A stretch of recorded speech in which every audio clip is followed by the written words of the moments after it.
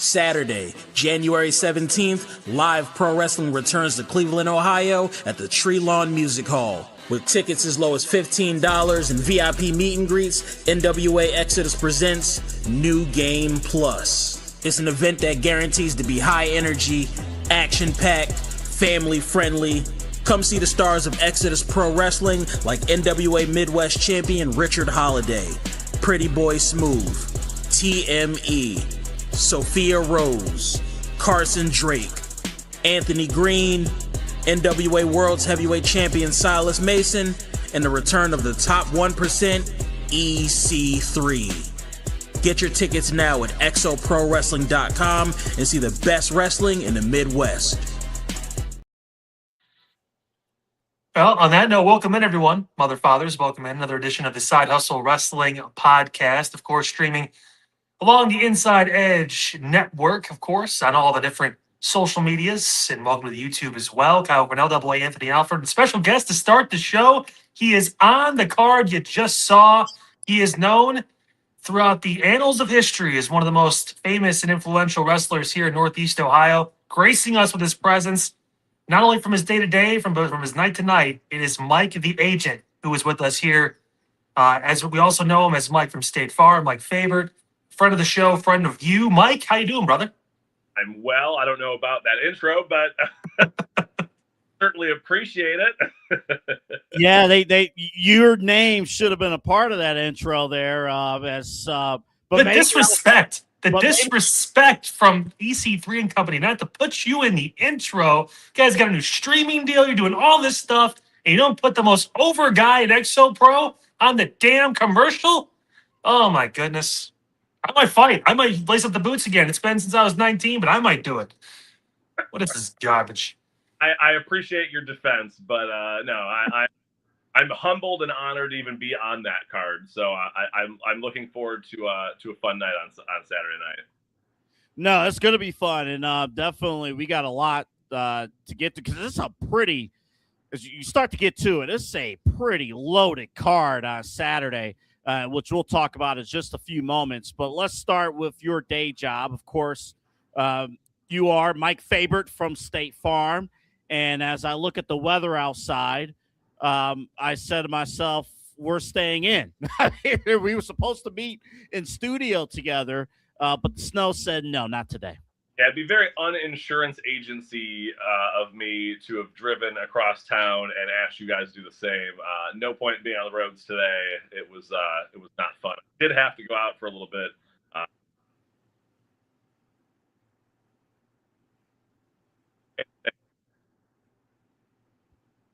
No, definitely. It's just something there. And, man, I'll tell you, even with all the insurance, Kyle and I, we joke all the time about, or it's not a joke, but, there are some people out there when they are, driving, they want to look like superheroes out there. It's like, dude, there's black ice on the ground. There's whatever. It's like, I don't care if, it's like 6 feet of snow outside.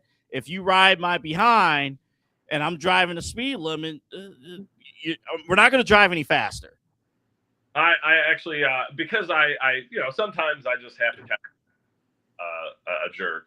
Today, I was driving from one place to another for my brief time that I was outside. I had somebody riding me.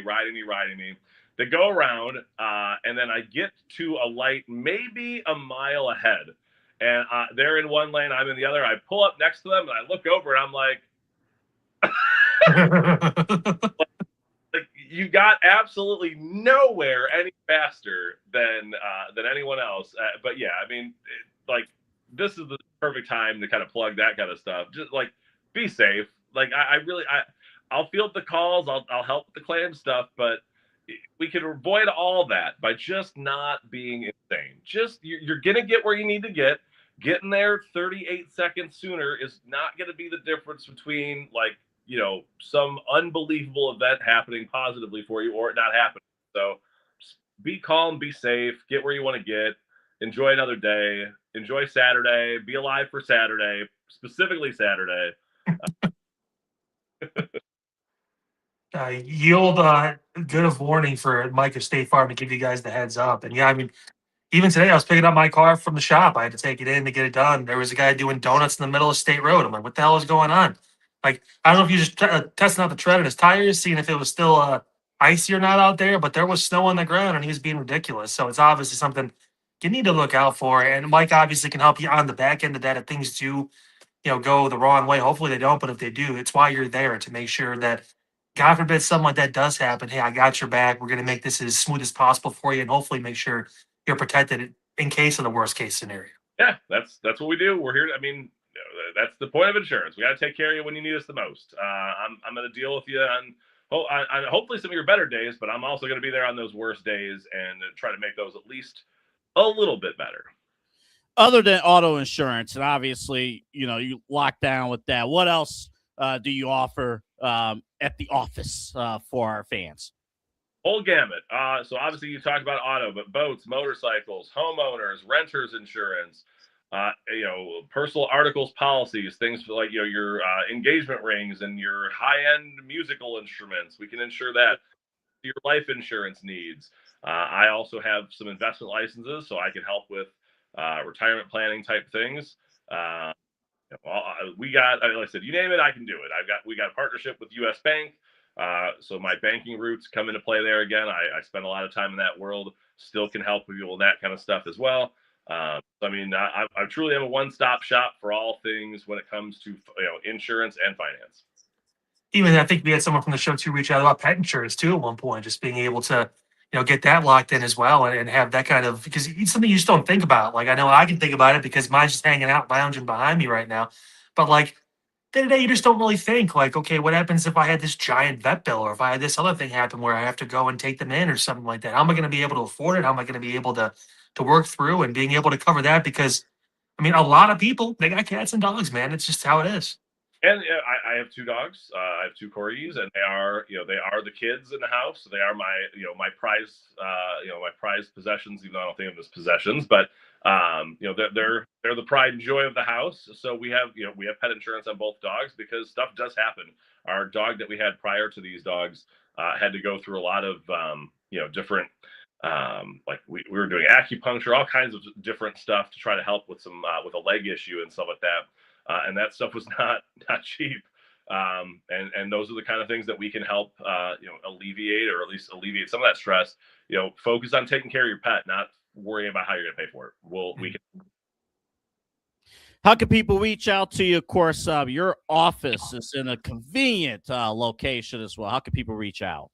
Yeah, we're at the corner of Mayfield Road and Lee Boulevard in Cleveland Heights. Phone number 216-932-6900, or of course at the myfabertagent.com. A little clever play on words there. Those ways will get you in touch with us. You should probably just Google search my name. I pull up in about 8 seconds. Thankfully, the insurance side and not my multiple losses in the professional wrestling arenas. I should ask before we get to the card. I mean, every week we do the My Favorite promo of the week. In your eyes, what makes a great promo? Oh, man. Believability. It's the promo is I think so. I watch a lot of like Paul Heyman interviews and stuff like that, and at the end of the day, he breaks stuff down so well. Like who's fighting, what are they fighting over, why do I care? Promo, the promos, that's what you're doing. Just me showing up to a ring and saying I challenge you is not necessarily gonna, that doesn't give people a reason to buy that. Those promos, those moments of reality that sneak into this world, that's what they're just so important to that whole process of getting people to want to be part of this, want to pay their money, their hard-earned money, to sit and whether it be on TV, rather in person, to be there, to be invested, to care, to cheer, to chant. Those are the bread and butter of all that. Without that, it's just two dudes, women in a ring, rolling around. Somebody wins, somebody loses, and we go home. It's nice to have it's almost like the news train, the who, what, where, when, why, how. It gets people invested, and it's how can you do that now? Luckily, usually in pro wrestling promos, you have a little bit more time than like a radio newscaster has to tell a story, but being able to advance and obviously expand off of that and really drive in. I mean, I'd honestly say it. You see a lot of that in Exo Pro too. A lot of people just taking the bull by the horns and being able to go out there and just command attention. It's why so many of the stars either have gotten contracts through NWA or on the radar for AEW and even WWE. I'd imagine too. We talked about someone like Richard Holiday. We mentioned that before. This dude ain't going to be around for much longer. He's going to get scooped up by somebody soon. If there is, I mean, if there's an easy thing to plug, if you were saying, "Hey, give me one thing to sell this show," come see Richard Holiday or Dick Vacation. Who's going to show up? Yeah, but that it just shows you how much promos and that type of stuff matters because, again, he's a talented wrestler. Not not the as far as a person, in the ring, maybe not every favorite person, but super talented individual. But what he's done to elevate his game in all his promos and all the different, I mean, I digest a lot of that stuff. The one where him and his opponent were in like a CVS cut. I mean, I could just imagine being a random human being in CVS at that moment, seeing that and being like, are they about to like throw down in CVS? But again, the brilliance behind all that. I mean, what I said, say what you want about him in the ring and kind of some of the personas that he has, but as far as the professional wrestler that is Richard Holiday, I mean, show me somebody better. Show me somebody that's doing it better today. I'd love to see it.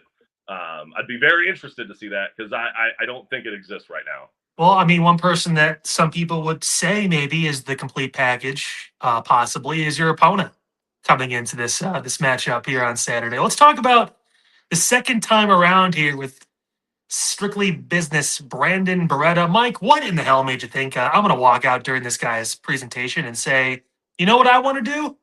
Wrestle you again. There's a couple parts to this. Since our match, he's made 2 points about that match, and he's had two completely different perspectives. On one hand, he has acted as if being in the ring with me was an insult to who he is, what he does, and where he's at in his career. Which, yeah, I mean, I took that personally, to steal the Michael Jordan line.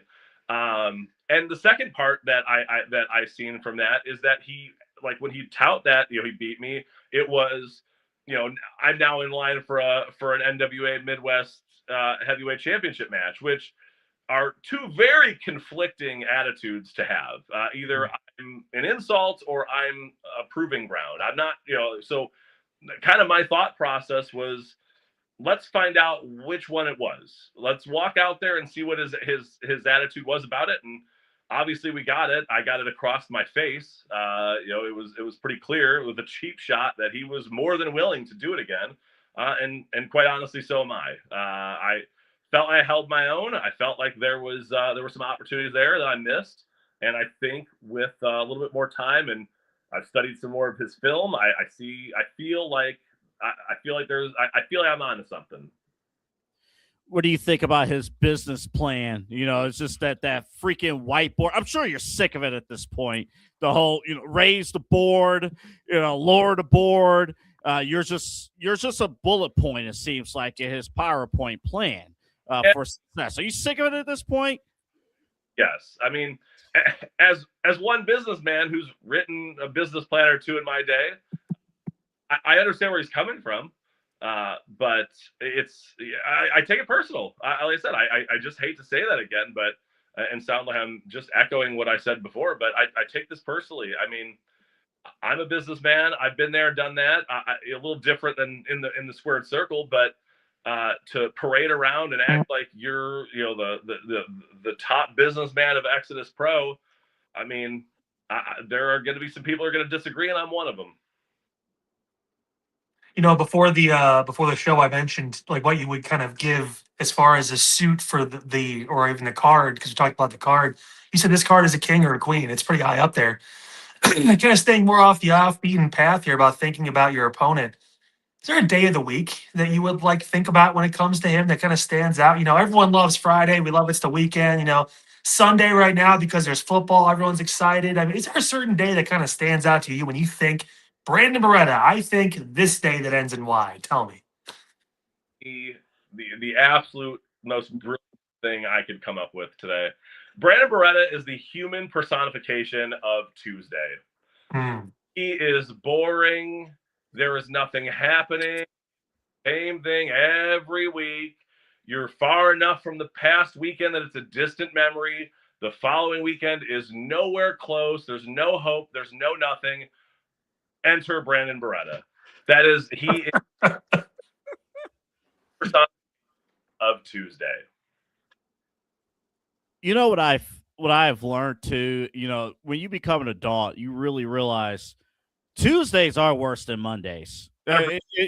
Because at least with Monday, you walk in, it's like, you know what, I'm going to dominate the week, and then the rest of the day happens. But then like Tuesday feels like a Monday without the hype and excitement of the week. Yeah, you can't even say like Wednesday you're halfway there, Thursday you're right next to Friday, Friday's Friday, weekend's the weekend. Tuesday's really one of those days where you're just like, man, this kind of sucks. Is the weekday abyss. There is. When have you called one of your friends like, hey, you want to do something? It's Tuesday night. Let's go do something. You got like not a chance on planet Earth that you're thinking. I can't tell you how many times I've seen like, oh, this band's in town. Oh, it's a Tuesday night. I don't need to go to that show. Wednesday, a Thursday, even a Monday, I might justify it. But you look at Tuesday and you're just like, yeah, I'm out. And that's Brandon Beretta. Well, you're the human embodiment of Saturday night, so we're excited for that to be on Saturday night too. Of course, New Game Plus. The VIP is sold out. You can get tickets still for general admission. Standing room is going to be available, I'd imagine, as well, but that's going to be going quick too because this is a jam-packed show. So many matches on the card, Mike, over at the Treelawn. Anything else standing out to you on the card? We only mentioned Richard Holiday going to be defending the NWA Midwest Championship. There's going to be the NWA World title back on the card. That's going to be fun to see that title back here at XO Pro, as well as EC3 making his return. Carson Drake injured him a while back. He's finally getting back in the ring, going to get some revenge, hopefully, on Carson this week. Anything else? You've got some friends on the card, too. What else is going on? Card's loaded with friends. But yeah, first off, got to touch on the it's not just EC3. It's the top 1% EC3. We get maybe a call to the past. So I'm excited to see what that means and what that means for Carson Drake, who is pretty tough person to like when you think of all the things, antics. I'm really excited for my friends MBLJ, my good buddies, my drinking friends on more than one occasion. Excited to see if they can get their names back at the top of the list for another shot at TME. Tag title match, TME and Shot to the Heart should be a lot of fun. My guy Cowpoke Paul's got a big one with my God, my brain just turned off. Is it Alex Taylor, I believe it is, from the Southern City. So I mean, I said Silas Mason bringing the NWA title back to the show for this time in 2 years or something like that. Yeah. Against Anthony Green, which obviously he had a very interesting end to the last show. So I find myself saying this before every show, and I look at these cards, and I'm like, these are insanely stacked cards. And then the show happens, and I'm at the end of the show, I'm hanging out talking to fans and stuff, and I'm just like, I don't know how we're topping this one. And this is another one of those shows. You look at the card and it's going to be insane. And then I just anticipate, sometime around 9:30 p.m., just sitting there thinking like, I don't know where we go from here. I don't know how we're supposed to top this. And then there's this match. And that's part of this too. I got to take a second and be humble. It's an absolute honor to be even on this card. We've got some unbelievable ladies matches. Sophia Rose makes her debut. It's just going to be insane. And to be involved in this type of show and this type of card, I cannot emphasize how wild that is to me. So I'm looking forward to it. My last question, because again, what makes this partnership unique was that from show number one at Exodus, I mean, we saw your sign, the State Farm, and it's like, oh my goodness, you wrestle, and now to actually see this. But for somebody out there listening here locally in Cleveland who, they've never been to an Exodus Pro Wrestling show before, or it's been a minute since they've been to an Exodus Pro Wrestling show, what makes you guys as a group, as a show, stand out above the competition? Yeah, there are so many things I can point to, but the quickest and easiest one to point to is, and this is just the behind the scenes side of it, is just, you got a locker room full of dudes and ladies that genuinely care about this promotion, each other. Take away the in-ring persona. I'm not gonna spoil any trade secrets and that, but some of these people that are in that locker room are some of the most unbelievably thoughtful, caring, wanting to give back, wanting to contribute, wanting to be part of the team people that I've ever met. You hear the stories in this industry all the time of, just backdoor BS and, trash promoters, trash wrestlers trying to, advance themselves, do whatever they can at the expense of anyone they can. And it is the total opposite at Exodus Pro. What the culture that EC3 is building, along with the rest of the office and the rest of the leadership of Exodus Pro, it's really, really special, and that bleeds right into the product. I mean, you have to, like, if you don't know much about pro wrestling and show up to a show, I can quote friends who have brought friends that are into pro wrestling, come see me, come support the product, who bring a sister, a friend, whatever, and now they're hooked. They're showing up to every show. I got to point to, like I said, that culture and that talent. People are bringing that A game every time, because it's not about just them. It's about the whole product, and everybody wants this to succeed, wants to be part of something successful. I could gush about that for an hour. I won't obviously do that to you. I know you have other things to talk about tonight, but there's just so much talent and so much excellent personality that fuels all that talent. It's truly incredible. Watching this from that perspective, and watching it grow from that first show to what it is today.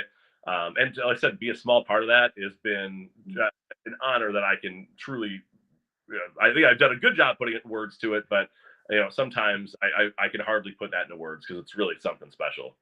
Well, speaking of an honor, Mike, it's always an honor to have you on the podcast with us, man. Appreciate you taking time out of your schedule to stop by via Zoom and give us this chat ahead of your match. Of course, this coming Saturday against Strictly Business, Brandon Beretta.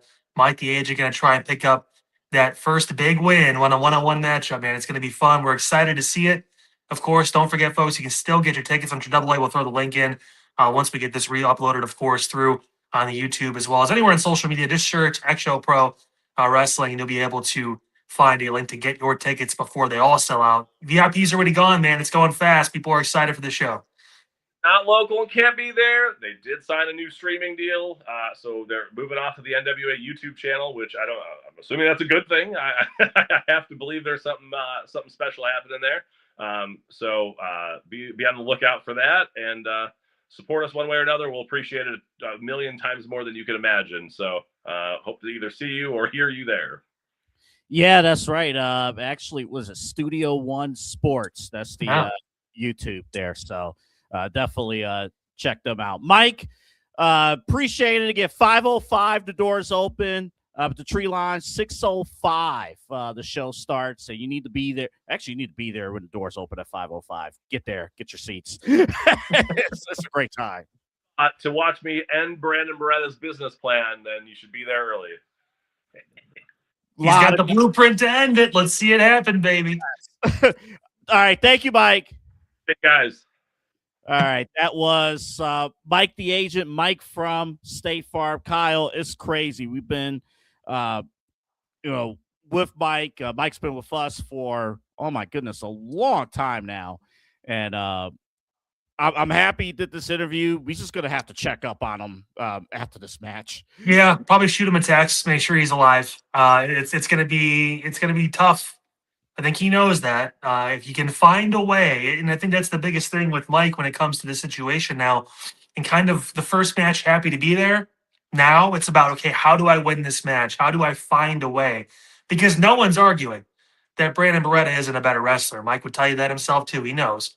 Now it's about, how do I find that avenue, that crease, that advantage to try and shock the world and get my first win in a one-on-one setting? So all the luck to our boy. Wishing him the best. It's going to be a tall hill to climb. But if anyone can, listen, he's proved a lot of people wrong to get to this point. So we have faith in Mike to figure it out. Yes, we do. And I have trust in their leadership to be able to figure out. Who I don't have trust in terms of leadership at this very moment is Adam Pearce, because he finally lost it. He finally lost it. I don't know why. I watched your reacts on Monday, Kyle, after Raw. It's actually very nice to watch your reacts and during normal business hours because of the afternoon Raw. I loved it. We'll get used to it because next week's at 3:00, I think. So it's even better. Yeah. Yes. I can watch on the tail end of my shift. It's fantastic. Oh, it was great. It was great. I'm like, you know what? I don't even mind the commercials this time. But I don't know. I'm like, I have this.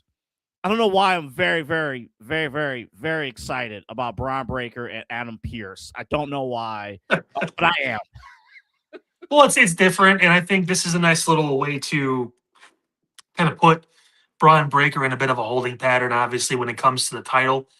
WWE is in a very interesting spot. We kind of touched on this a little bit last week now, too, but I think it goes even further with the booking we've seen now through Raw, where I have no clue what the hell is going to happen with either of these titles. We don't know what. I mean, I made that WrestleMania card, before the end of the year, and I may have to rip it up because this is going to be just drastically different. The Royal Rumble now is obviously in weird jeopardy because it seems like Cody and Roman may not be the plan anymore. So Roman may not be penciled in to win that Royal Rumble because I don't think Punk and Roman is a match they really care about and want to see. I think they want to see Cody and Roman at some point. But I honestly, right now, man, it's this adds a wrinkle to this, and Pearce spitting all over Bron Breakker is really fun. And then obviously my favorite part was Paul Heyman at the end, where he was like, "No, man, I mean, you touched him first."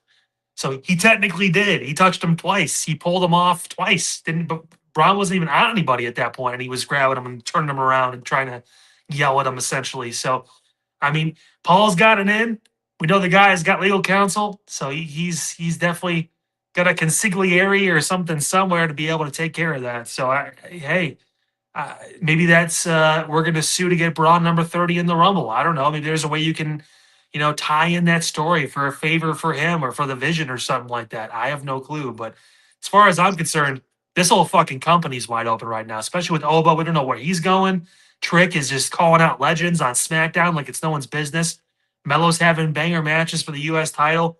I mean, the future, we talked so much shit about they're not utilizing young talent and these guys aren't getting opportunities and this isn't happening. And now we look kind of dumb as far as technically the champions are both 40, but like the people that are right next to them that are about to take it from them are not. Like this is WWE reloading for the next 10 to 15 years with a bunch of talented guys and girls that can run the ship. I mean, shit. You're 100% right. It feels like, and if you watch NXT, you got the backside of it. Like you got to basically restart with like the Evolve people. So that's going to be a little tough on my end. But hey, Shawn Legacy's hilarious. If you watch his like stuff on Facebook and Instagram, he just does like that meme where it does that, and John Hamm's like dancing. It's every single one of his fucking videos he posts, to the point where Joe Hendry was commenting on it, like, this is actually pretty fucking funny. That's amazing. And he's a good wrestler too. Shawn Legacy's a name to watch out for. He passes the name test. So I would like to see Shawn legacy at WrestleMania someday. Like that does sound intriguing to me. So hey, sometimes you gotta start over a little bit. There's still some sprinkled in. You got Ricky Saints and some guys, and they're still hanging out for a little bit. But I mean, they've got the pipeline now, and they've got the TNA pipeline too. Of hey, if you guys are done there, your contract's up, can't afford you, come on over here, we'll take you. So, yeah, and we'll talk TNA at the end of this hour because they're going to debut on AMC coming up at 9:00. Let me do a little quick social experiment since we are on live.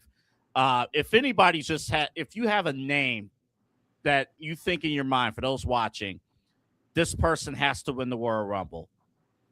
Put that in the comments. I want to see some of the names that some of our viewers are thinking that has to win the Royal Rumble. Maybe get some ideas. But yeah, you're right though. Like starting with Drew McIntyre, right? Winning the 3 stages of hell. And we talked about it last Saturday.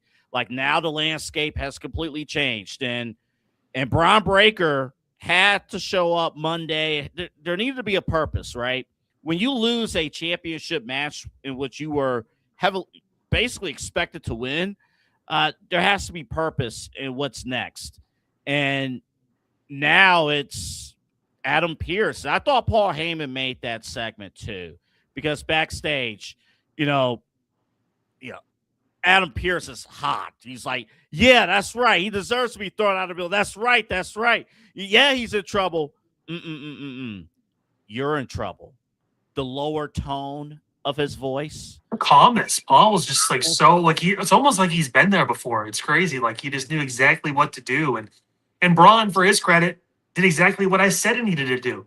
He didn't do it to the extent I was hoping he was going to, but he came out and said, fuck this shit, and just started spearing people. He's like, this is ridiculous. Like how is he going to come back and be like, oh, I want to wait my turn now. I can't wait. Like he can't do that. That's not his character. That's not who he is. And he can't wait anymore either. Like, it's like, no, I'm fucking just going to start running over people until I get my title shot again. Like, that's good. That's smart. It makes sense. Sensical booking is what's going to keep people invested in some of the younger talent if they're not going to get the title yet. Like, there's a way to do that. If you want Punk to hold it for a little while longer, whatever it is, I don't know. If you want to get real heat on Bron Breakker, have his rematch at fucking Elimination Chamber in Chicago and have him beat Punk in Chicago. That will make him nuclear heat. Like, that'll get him just, people will hate his fucking guts. And he'll never be able to go back to Chicago without getting just booed out of the fucking building because of that. Yeah, that would be huge. That would be huge. And in Chicago, it's the realization. You took Punk out of the WrestleMania main event. Like, Punk is right there. Punk is in position right now to main event night 2 of WrestleMania. And you take that away from him, that would be huge. Yeah, I don't know, man. Like I said, like these title matches, I've seen rumblings about Drew versus Cody versus Jacob for the WWE title at WrestleMania. That'd be a fun match. It'd be different, at least. Getting 2 guys that deserve to be in that spot, and Cody, who obviously is kind of almost like a shoo-in at this point. But then with Punk and the World Heavyweight title, man, I don't know. Like, we're still, what's Brock gonna do? What's his match gonna be? What's Gunther going to do? We just don't know. I mean, is another match with AJ really what we want to see? It wasn't a bad match, but it's like, I don't know if they're really super compatible workers. You'd think that AJ could work with anybody. And again, I'm not saying it was a bad match, but like, it wasn't AJ and John. It wasn't, Punk and John. I'm not just trying to throw Cena out there, but guys or like, whoever, even Miz and Ziggler for a while there, that they just had this unbelievable chemistry where it was like, this feels like kind of like a main event shit. Like, they didn't really have that from what I noticed. So, I mean, I don't know what any of these fucking dudes are doing, man. And then obviously, like, guys like Trick. I mean, is he going to go down to Melo, or is he going to say fuck that and just skip the line and try to go for the WWE Championship? I wouldn't mind seeing Trick and Drew McIntyre or something like that at some point. I mean, it's kind of, beta heel versus heel, but I mean, maybe Trick, he's that over. They don't care. He'll just kind of be the tweener. I have no idea. I mean, there's so much that can happen. Not only in the next 2 weeks, but in the next 3 months, that like, this is all wrestling fans could ask for. So let's talk about what's going to happen next week, which is a CM Punk World Heavyweight Championship match against Finn Balor. And the way it was set up, it was Oh, Jake, our friend Jake is thrilled with this match, by the way. His two favorite people in a world title match. Yeah. Yes. And like the way it was set up too was what was it? Liv Morgan going to the back. It's just like, yeah, all the women in our group, they're stepping up, going for championships, and you're back here playing game. You're literally playing video games right now. It's like, what are you doing? And then Finn Balor goes out. No prior history in WWE between Finn Balor and CM Punk. And I like that this match is happening next week. I like the reasoning of hey, I studied your career, Punk. I know how much you love home field advantage. I'm going to finally have home field advantage next week. I don't know. I think based on everything that has happened, I have to at least consider, I don't know if it's possible, but I have to consider the thought of Finn Balor beating CM Punk and winning the world title. Listen, I mean, a lot of people they wanted it to happen, but a lot of people didn't think that Drew McIntyre was going to beat Cody for that championship. This is the perfect setup. They're in Ireland. They're never there. Like, this is huge. I mean, why? You know what? At this point, fuck it. Because at least I know that Finn can lose the title to someone like Bron or whatever it is in the short term and not feel bad. The bigger story in all this might be if Finn does win it, what does Dom do? Because Dom has been the guy in Judgment Day for a long time now. He's been double champion. He's back on the top as IC champion again. He's hurt, but he's going to be back soon. They're just kind of holding off on him a little bit. Don't be surprised if he interferes next week and tries to find a way to get involved, possibly in that match. But you get a little jealous if Finn wins that world championship. Oh, shit, Finn feels like he's the captain again. Because even Roxanne told him, Liv's got a point. You're kind of just playing games right now.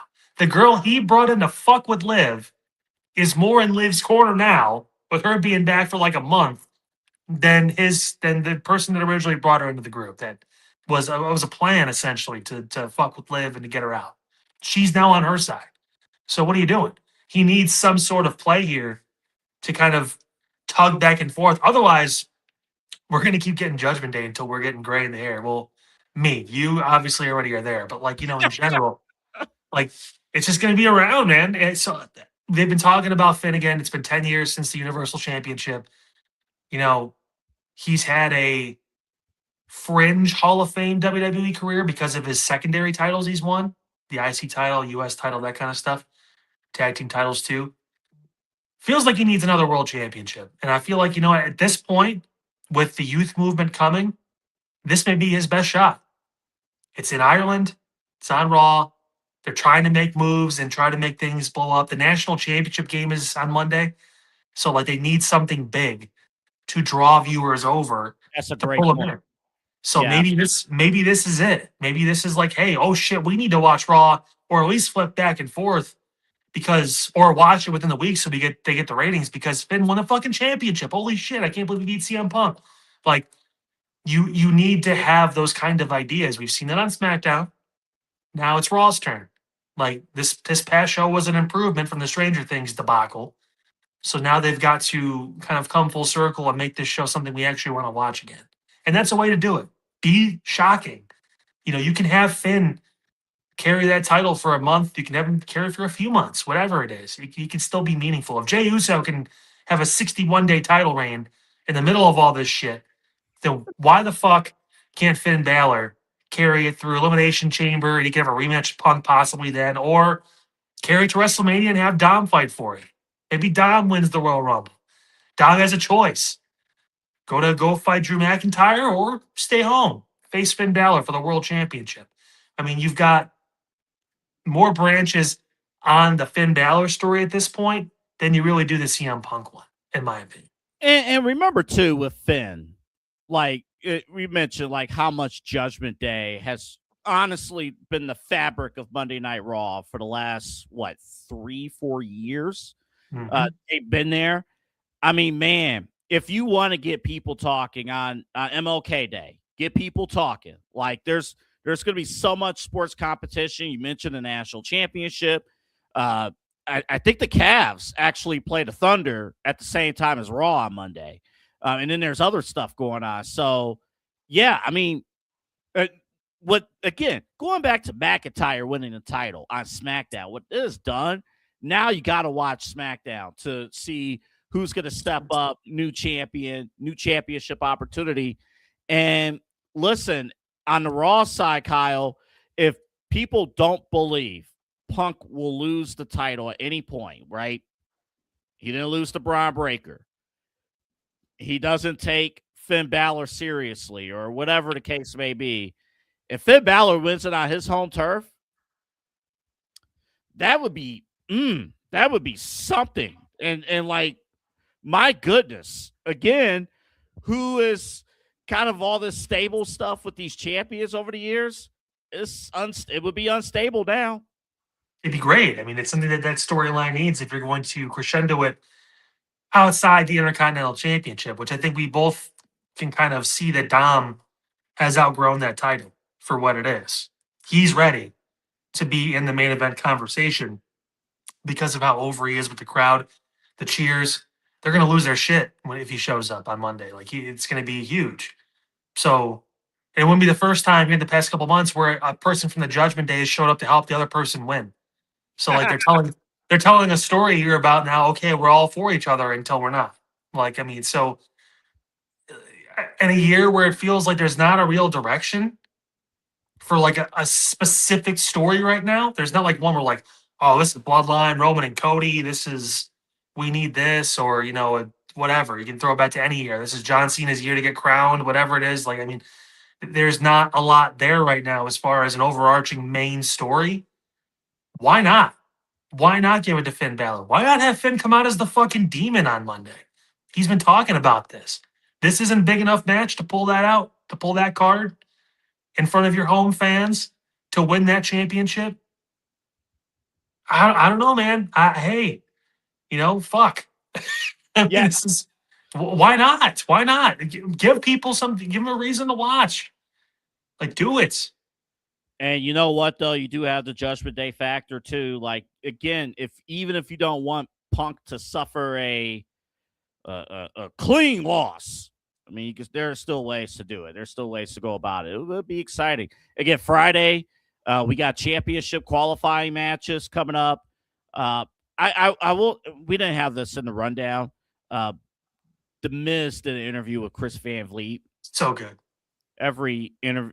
I don't think Chris Van Vliet is capable of doing a bad interview. Maybe we'll start a like throwback segment of the week or something. I always love thinking back. Is it obvious that The Miz is the most underappreciated pro wrestler maybe in the history of the profession? Depends on who you ask. I mean, if you ask us, we can tell you that he's important. But I mean, if someone isn't always in the title picture, sometimes they're kind of taken for granted. I think that goes for almost anybody who's been around for a long period of time. I mean, Dolph Ziggler was, he won a couple championships, but he didn't really ever feel as important as he should have. I mean, because he had the look, he could talk. He obviously was a great worker. Like, he had all the things in the ring too you were looking for as far as being able to actually professional wrestle when it comes to, the physical side of things. Some guys, it just, for some reason, they don't get that kind of acknowledgement. And because Miz isn't, a 6'5", 275-pound bodybuilder, or because, he does things that sometimes are comedy driven and stuff too, that lean more towards that avenue, or because he's been a heel for about 95% of his entire career. I mean, you don't get that look. He doesn't get looked at like Roddy Piper does, or like some of those like really just mainstay heels that you just hated. Like, people hate this dude. He's got the face that looks like since he was in fucking high school that you just were just like, man, I don't like this dude. Like, there's something about him. Like, there's something to that. There hasn't been anyone like this guy, where for 20, 25 years in pop culture and or TV, he's just been universally hated. Like, hated on, hated for what he does, hated for what he doesn't do, all that stuff. Like, look at his life. He's got a beautiful wife, beautiful family, beautiful house. He lives in LA. Like, I mean, he is the prototypical, I hate this guy. He has everything I want. movies, whatever, even if they're WWE movies, they're still movies. I mean, whatever, it's still a thing. So like, I mean, it's sad. And I'm not just saying that because we went to the same high school. It's sad that he doesn't get that acknowledgement, but he will. I mean, it'll come, and it does now when he talks about leading in the locker room and being with him and Randy and those guys that are kind of like showing the people, the young guys, like, hey, you can learn a lot at NXT, but nothing beats this. Being out here with someone who's been here for 20 years that knows the ins and outs of this business, that can walk you through it, that can take you to levels you didn't even know existed. So yeah, it was hard to believe too. Looking back, like, holy smokes, he debuted on the SmackDown roster 20 years ago, and he still looks young. Like, he still looks like he could go Botox and tanning, baby. Botox and tanning. And also, listen, if you have Maurice as your life too, you want to look as young as possible for as long as possible. So I give him a lot of credit. He's gotten in great shape. He stayed in great shape. He's also got 2 daughters that keep him busy and obviously keep him moving. So all the love in the world to the Miz for what he's been able to do. And you won't hear it from us. We appreciate what he's done and what he's did. And he's that one person I'll still cheer even when the entire arena is booing. So that's just me. Yeah, his if you get a chance to check it out, 2 stories that stand out. Of course, him main eventing WrestleMania 27.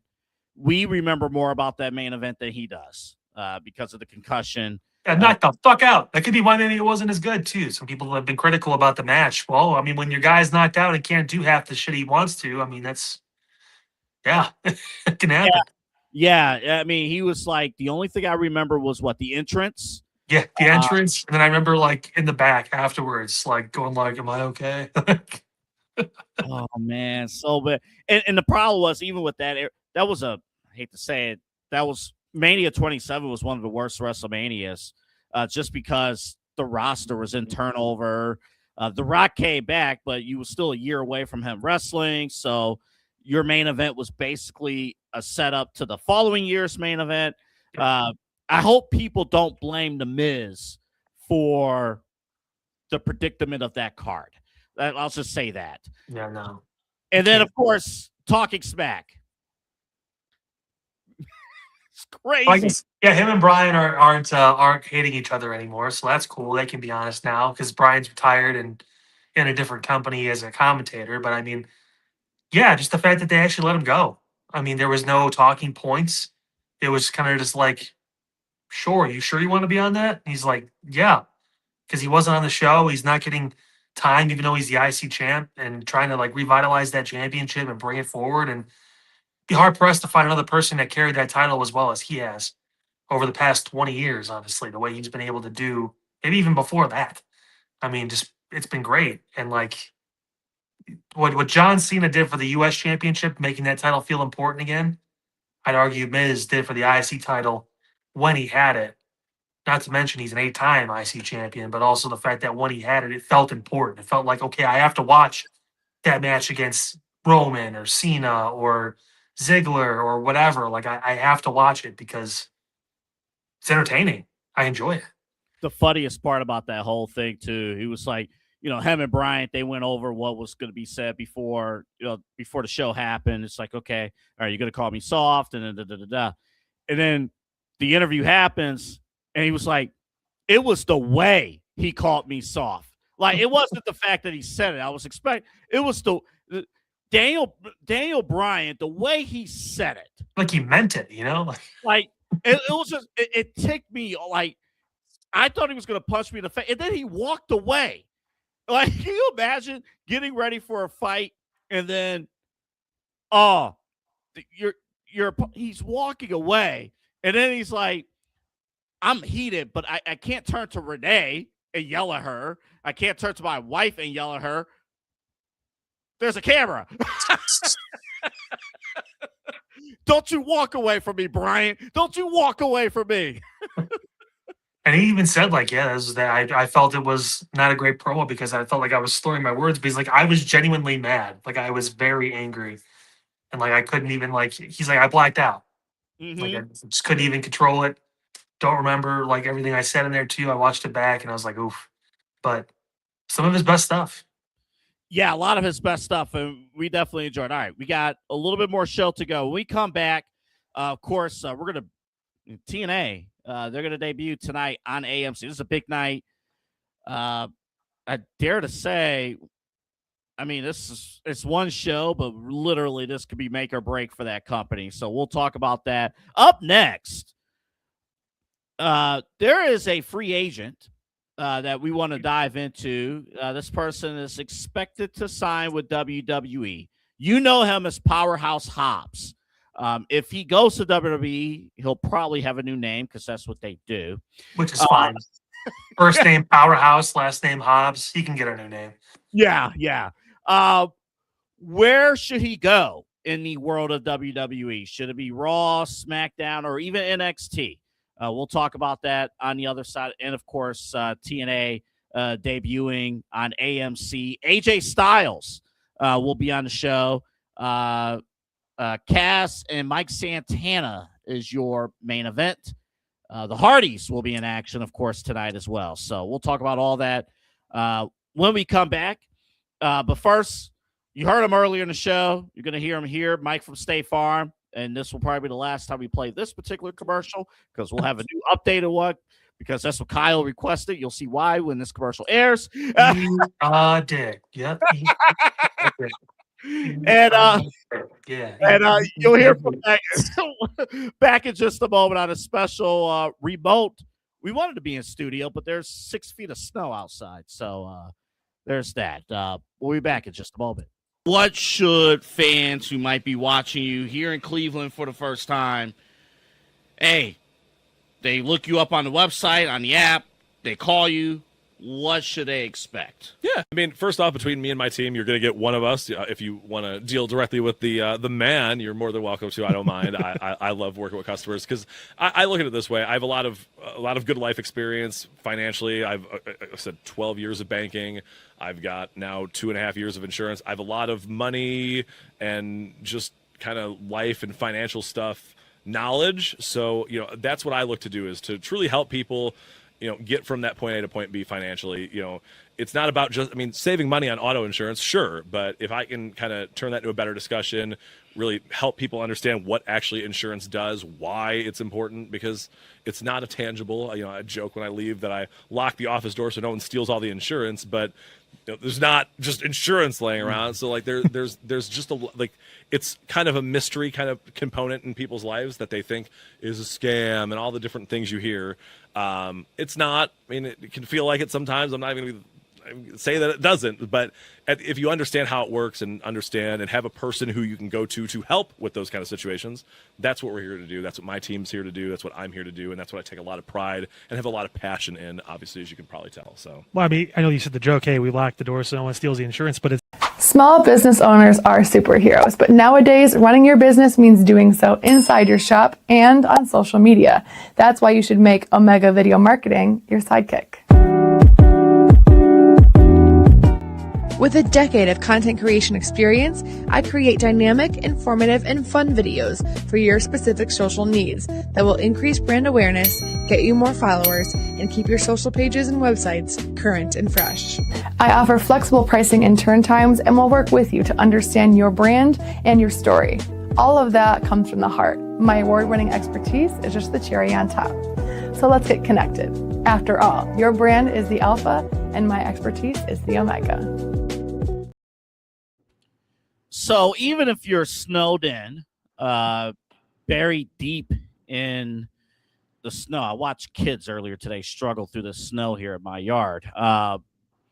Omega Video Marketing, that doesn't stop just because of the snow. Yeah, you definitely still get kids coming over even when it snows, right? There are other apartments. Okay, not here. No. Okay. Hey, just wanted to double check. Wasn't sure if you're still doing that or not. So. Yeah, thanks. But Megan Gallagher, she has you covered. If you're a small business owner, if you're a content creator, want to get your word out, get your event out, winter, spring, summer, and fall, Megan has you covered. Yeah, beauty of having events all year round, as well as a chance to obviously get your business out there. Hey, it's the new year. It's 2026. What better way to start a year by reevaluating your game plan when it comes to reaching people here across Northeast Ohio. Meg can definitely do that for you and get you on the right path. Don't waste any more time. Talk to Meg. Get the job done. That's right. Megan RG, her email is meganrg440@gmail.com. That's meganrg440@gmail.com. She has you covered. All right. This guy right here, that's a beefy man. That's Big Powerhouse. meat man, son of meat. Hey, look, it's the newest member of the New Day. Yes. Sorry, Grayson Waller. Hope you had fun. Yes. Finally, a storyline fulfilled. Don't you dare be sour. Clap for Powerhouse Hobbs and feel the power. Boy, that's a lot of meat there. Him and Big E are going to have a bench off. See Oh, my goodness. who's got bigger pecs? Well, the news was as of midnight this morning, Powerhouse Hobbs, who is 35 years old. Wow, he's that old. Oh, wow. Or he's 30. He was born in 91, so he's going to be 35 years old this year. Yeah. He is now a free agent. Oh, shit. In WWE, he's a baby. So there you go. Yeah. He has another 20 years. What are you talking about? Friggin' chicken, yeah. Well, here's the question. I think it seems pretty obvious that he's going to head to WWE. I don't envision a world where he returns to AEW. I mean, what else is there to accomplish over there? Yeah, yeah, exactly. I mean, boy, can I tell you, I fell asleep during the show last night. I tried to actually watch it. Oh, Jesus, sorry. It was the Darby match that opened the show. Oh, you mean when you took the bump on the stairs to start the fucking match? Yeah. Stupid. Yeah. That's what they do. People think we hate all wrestling companies. I'm like, we talk about every wrestling company except AEW. They're like, why not do that at the end of the match? And if you're going, did he lose? Did he win? What happened? I don't remember. Yeah, well, there you go. The guy tried to watch the fucking show. He's a lot more impartial than I am, and he doesn't remember what happened in the match. But we remember Darby getting fucking thrown on the stairs and it looking stupid because it's the beginning of the match. To be honest, I didn't even remember that spot until it circulated on social media this morning. Stupid. Just you're gonna kill him. You're gonna kill him before he can win the title. Yeah, I mean, we didn't really get into William Regal's comments about safety, not to veer off for 2 seconds, but I mean, that stuff's very, very important. I mean, what he was mentioning in terms of like, dude, if we got to wrestle safer across the board, it wasn't just an AEW thing, it was across the board. It's like we got to think about something. We got to be safer as far as our moves and stuff like that. You got Stone Cold Steve Austin mentioning, I think the Van Vliet, like, what's the number one thing you need to see wrestlers do today? His answer: sell, sell, sell. Like, don't just, it's not a dance. Like, it's a wrestling match. Yeah. Well, everyone's definition of wrestling now, unfortunately, is different. And everyone's definition of good professional wrestling is also different. Well, it's not the end-all be-all that we like WWE the best. It's because they do the product the best possible way. But they're not killing everyone in that ring for a cheap pop in front of 3,000 people. I mean, like, they sell out 10 to 14,000 seat arenas every night, and they have their big arena shows and their stadium shows, every couple months because they do it the right way. They draw people in. The story matters. And that's not me saying every story in AEW is bad. But again, it harkens back to the person in charge. If the people below and the employees are not doing a good enough job to pull in ratings to get people interested, at some point you have to look at the person running the ship saying, what the fuck are you doing? And like, nobody can check Tony because it's a privately owned company. It's his company. So for as many criticisms as we have, as much more reputable people than we do have that do it every single week week in, week out via podcasts or just having conversations with other professional wrestlers, other people. Doesn't matter because Tony's going to do what Tony wants to do. And Tony wants to see the indie style of wrestling done on a nationally televised product that will not gain more people, that will not accrue more followers. And at the end of the day, will not pull in people that are going to actually move the needle for the company. I'm sorry. The Rascals are not going to get you any more viewers. They are not. They're going to clear space for more TNA talent and more WWE people to wrestle on TNA. That's all they're doing. That the Rascals leaving TNA is not going to cause the AMC debut tonight to fall flat on its face. Sorry. People don't give a shit about the Rascals. They just don't. The only person I'm envious of that group is the Noah Wentz guy because he's engaged to Gigi Dolan or married to Gigi Dolan. That's right. That's the only reason why I'm ever jealous of that dude because she is fine. But that's beside the point. That's a good point. Other than that, not really. Yeah, I don't really care. Like it's whatever. Zachary Wentz, whatever his name is. Good on you, bro. But I mean, that's when your calling card is that you're engaged or married to Priscilla Kelly, then there you go. I mean, congratulations. Like it's full circle moment for Powerhouse Hobbs. He's obviously let the deal expire, didn't sign an extension. I think that his place is NXT. To answer your question from the other side of the break, they need the star power. And he needs an opportunity to learn the style too. I don't think he's Jade Cargill. As far as like, we just need to put him down at the performance center for a few months, have him train, then he can be on the main roster. He's not that big of a star yet, but he could be built up as someone who I could see in that system in 2 years, Obafemi being champion and Powerhouse Hobbs walking up to Obafemi. If the booking is right, if he takes this and runs with it the way we see no reason why he can't, then who knows? I mean, shit, jury's out. And he's still young enough, 34, turning 35, whatever it is, 36, whatever, young enough to where he could still make that move and it wouldn't be too late. So, yeah, especially if it's a situation where if he just needs a year to learn the WWE style and it has to be in the performance center. Again, like we said, you got guys who are in their 40s that are still going. So, Hobbs, certainly it ain't too late for him to learn the NXT, learn the ropes, do NXT. I think too, and we kind of saw with Blake Monroe a little bit, and anybody who has jumped from AEW to WWE, you got to learn the structured way of cutting promos. You just do. I mean, it's just, you can't, they're not going to allow you to just go out there and talk. Like it's I don't think it's like 100% scripted how it used to be with Vince McMahon, but you still got to hit your marks. Even the guys that we would consider to be really good at those. I consider Ethan Page to be really good at promos. I consider Ricky Saints to be really good at promos. They're still in NXT. Like it takes a little bit of time. Get the cadence down, get the timing down, learn the system, get a bit more of a following because AEW and NXT are close in ratings.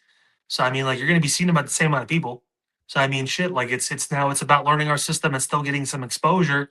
And you have the ability to be a surprise call-up or a surprise entrant in the Royal Rumble or whatever it is, something like that, to where you can kind of peak and valley a little bit and show your brand and come back down and still learn, as opposed to kind of just toiling away in a group where they're all dead to rights at this point, besides Hook anyway over there. So, I mean, like, it is what it is. And even Hook, who the fuck knows what's going to happen with him?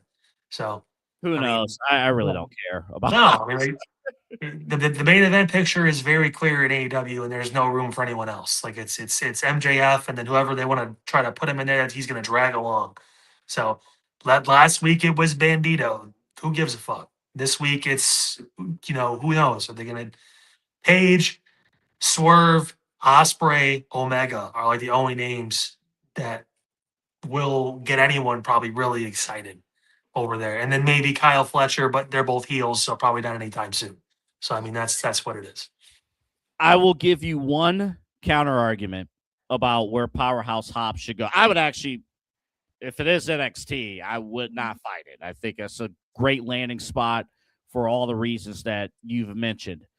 But let me present to you Hobbs debuting on SmackDown instead. Cabello Hayes still needs to do these open challenges. U.S. title. Wants somebody to go in there and just dominate. Mello. He loses the title in 45 seconds.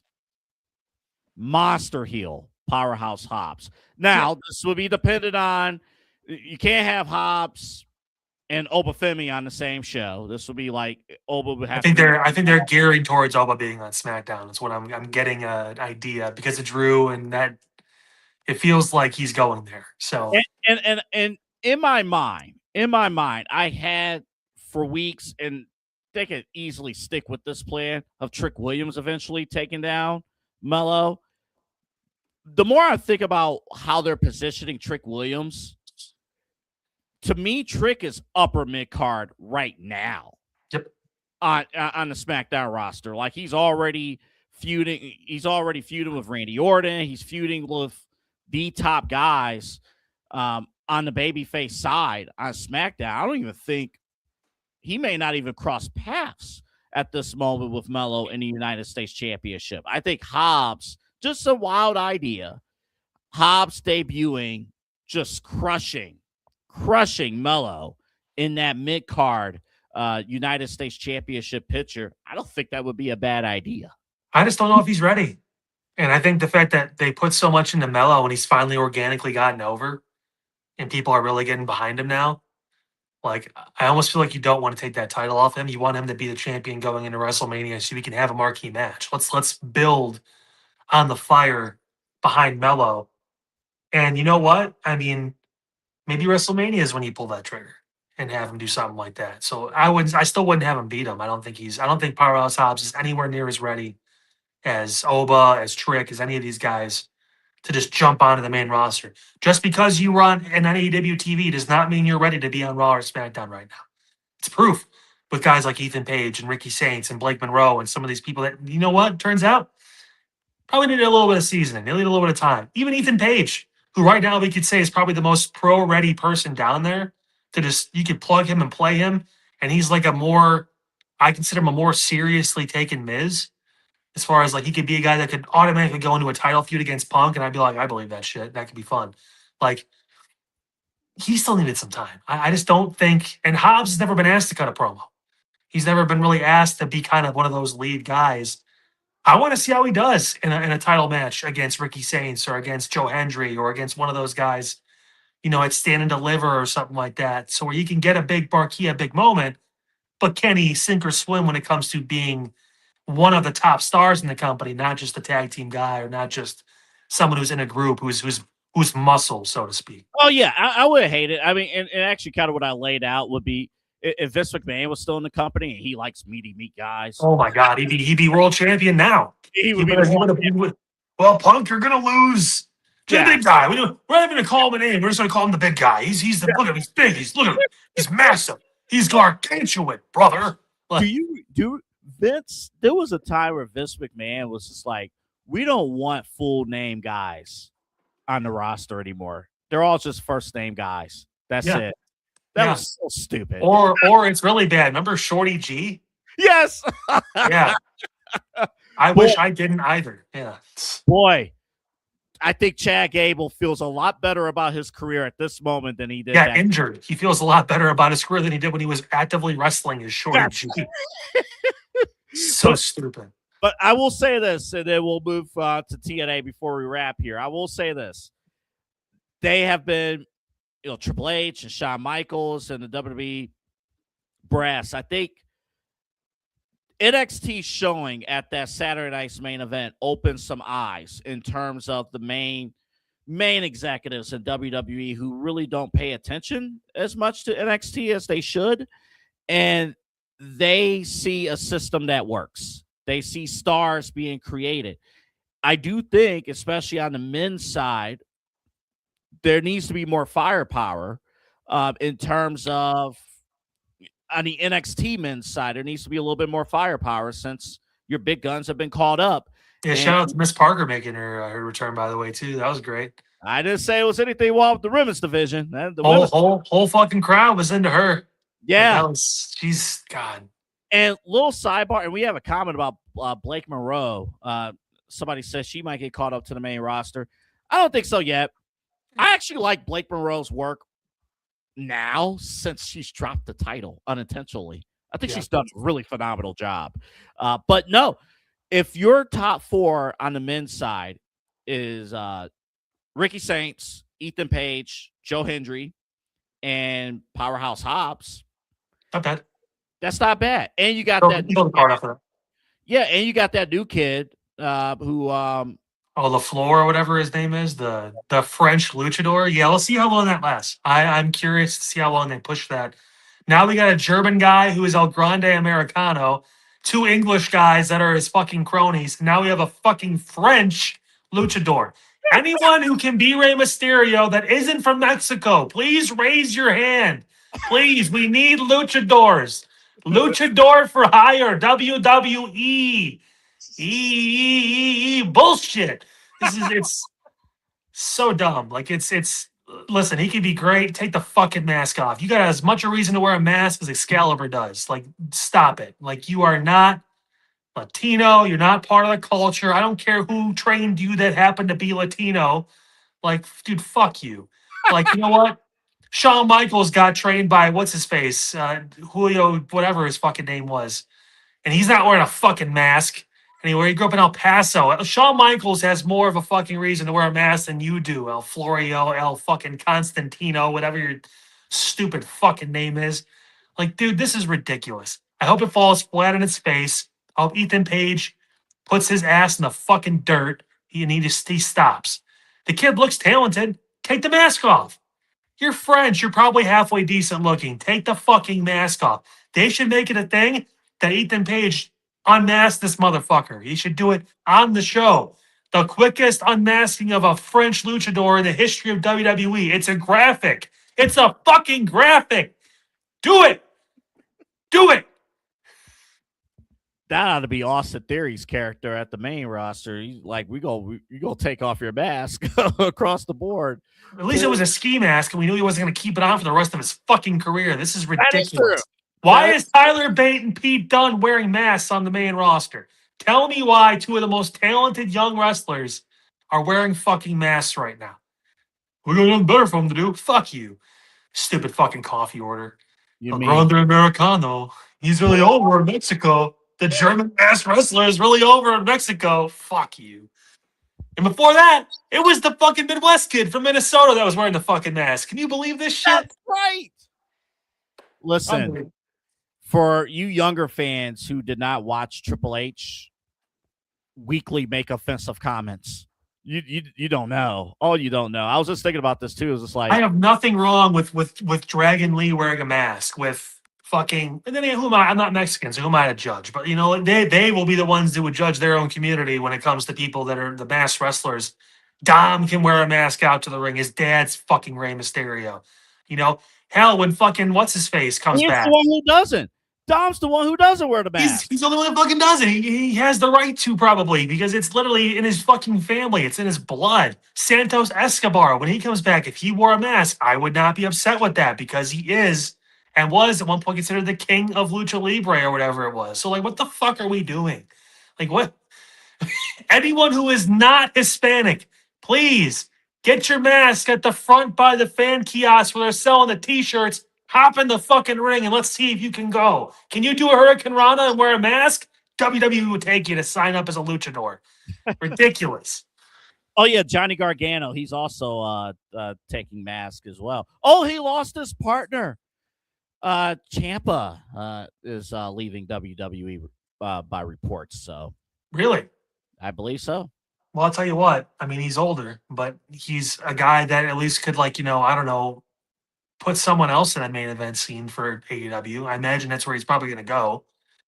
Pray to Christ he doesn't get hurt right away, because he's going to start wrestling the Blackheart style a little bit more, I'd imagine. That's not good for him, because concussions, neck, they're very close friends. So I hope he's, for God's sake, he's an amazing talent. I hope he stays healthy with whatever his next step is. Stop trying to eat my Chipotle, you little shit. And then, yeah, we can figure it out. Hey. Keep that. I gotta get the laser pointer. Oh my God. And by the way, if Ciampa goes to AEW, besides MJF, he automatically becomes their top promo guy on that scale too. So like at least which isn't saying much. Exactly. You do have that. All right, we're gonna close the show out. We're gonna end on time today, 9:00. For two Sorry, reasons. I ranted about luchadors for a minute. I know I took up some time. No, you're good. We're gonna end for two reasons. Number one, I've had a headache the entire day. I'm glad I yelled then. I made sure I made it even better for you. Oh, thanks. And then the second reason is because right at 9:00, this show. Do I have the right graphic? Yes, I do. TNA debuts on AMC tonight on a legitimate channel. No offense to AX, whatever they was on last time. Access. Yes. Yeah. But that's the card for tonight. Kyle, what kind of impression does TNA need to make tonight? A good one. Fucking just don't fuck this up. Like, please do not mess this up. This is an awesome opportunity to really take over the second rung in the world of pro wrestling. And WWE obviously has a hand in that. They're giving him AJ. They're going to give him, I would imagine, like we talked about a little bit last week, some stars that haven't, maybe gotten a lot of screen time. We've even heard rumblings about when Jericho does sign with the company, he's open to working some TNA, so that's going to pull some more ratings for him. He likes new challenges, I guess, or whatever it is. So there's something there for that. You have a great opportunity. You really do. On a network that hasn't had wrestling. So this is going to be a nice little precursor for other stations that have considered dipping their toes in. So, and if anything, I'm from AEW, with all the uncertainty of the Time Warner stuff and everything and all that going on there, I want this to succeed because that's going to open the door to more channels going like, you know what, maybe we could, invest in a wrestling show. We get some decent ratings for that, some live, possibilities, all that stuff. So, I mean, the ball's in TNA's court now. We've been talking about this for a while. They've got an okay show right now, pretty good show going as far as what they've been able to do. A lot of that was hinged on someone like Joe Hendry. So let's see what they do now with this. Is he going to be there? Is he going to, possibly show up a little bit? I don't like the title match is Frankie Kazarian versus Mike Santana just because not a lot of name recognition there. Some people know Kaz. Nobody knows who fucking Santana is. So it's kind of like do I want to pay attention to that match? They do have Nick Nemeth waiting in the wings to possibly cash in. I guess he gets an opportunity for a title. He said he wants to do it tonight. I mean, I imagine he will, which is good. They kind of need a name branded champion to start. It's kind of like Jericho in AEW. Mm-hmm. Like you want someone who's got experience, who's used to the spot. So when they get it, they can take the ball and run with it, get you going in the right direction. So I imagine he'll wear the crown by the end of the night. But other than that, just put together a good wrestling show. It's all you have to do. People will be interested. Yeah, I think that's ultimately having a great wrestling show. And these guys have to, all of them, everyone who's on this card tonight, they got to come off as stars. They got to come off as superstars. You're going to have an audience. Again, AMC, this is the Walking Dead channel. This is, Breaking Bad, Mad Men. A little older. Yeah, so all of these guys and girls that are on this show, they have to come off as superstars. I don't know who they open with. Do you start with AJ Styles? I think you have to. I think he probably opens the show, and then he gets someone is going to obviously either attack him or do something to get his attention. So, but I think it's going to be exciting. And the point is, I know we do these shows, we tape on Thursdays and they come out Friday mornings on a normal scheduling basis, but TNA's job is to make shows like us, make podcasters like us talk about them. Like that's the job. The job is, we're not like gatekeepers of the rundown, but we only have room for so much stuff for a weekly show.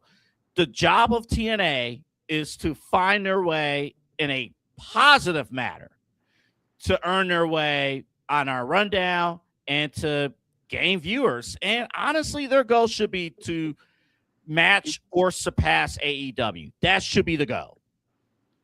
And I think they have an opportunity to at least do most of those things in year number one. But they can't stumble out of the gates here at this episode. They really can't.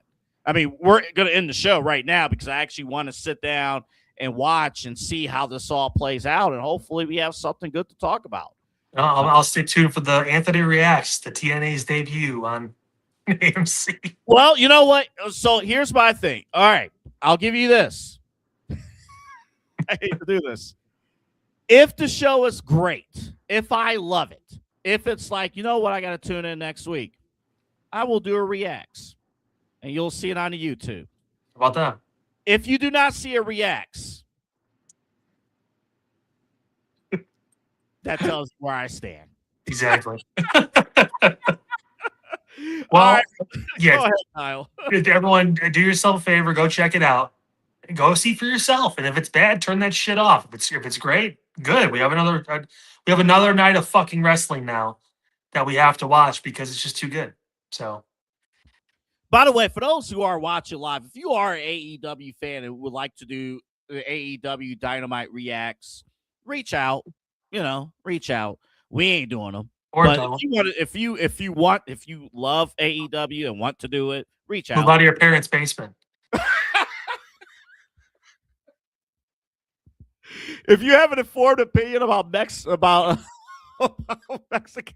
never mind. Take your own fucking mask off and get a job. All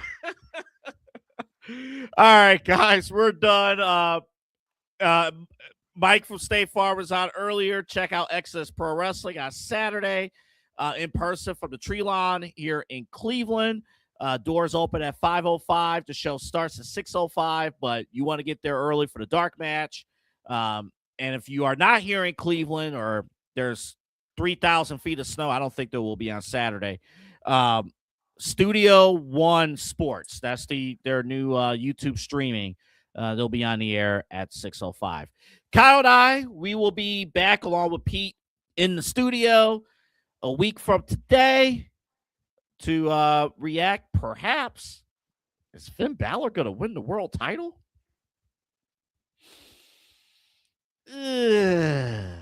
We'll see. Have a good night, everybody. Peace, bitches.